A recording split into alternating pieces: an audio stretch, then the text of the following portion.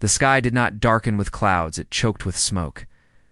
Black plumes stretched for miles, blotting out the sun like grief covering the face of God. Explosions pulsed through the air, not like thunder, but like sobs from the earth itself. The ground cracked, split, boiled with fire and steel. Bodies flew, then vanished.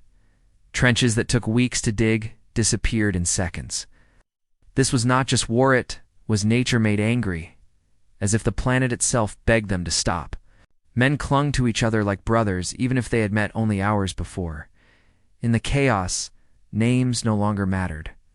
A scream from the left, a cough from the right, then silence. A hand reached out from under a collapsed wall, fingers twitching, reaching not for rescue but for comfort. They knew no one was coming. The medics ran with arms full of bandages, but never enough.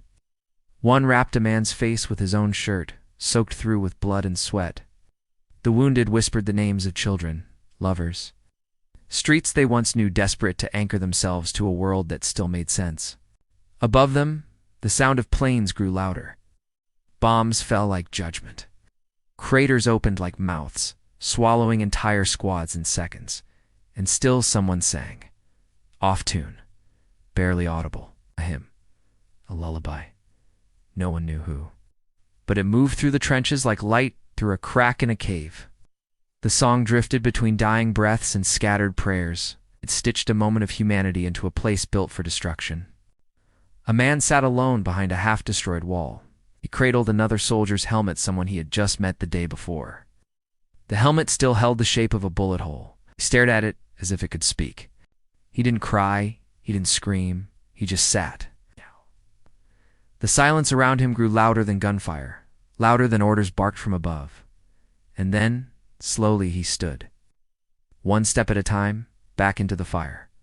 Not for victory, not for honor, but for the boy who no longer had a helmet or a future. This is not the version written in military archives. This is not the map drawn with lines and arrows. This is the version etched into memory, into the scarred minds of those who returned and never slept the same again. When the world speaks of bravery, it often forgets the moments of quiet sacrifice. The ones who didn't run, not because of courage, but because someone else had fallen and couldn't move. In this place, nothing was clean. Not the air, not the pain, not the reasons for fighting. But somewhere in that firestorm between rubble and screams, something sacred held on, a thread of humanity stretched to its thinnest form, but unbroken.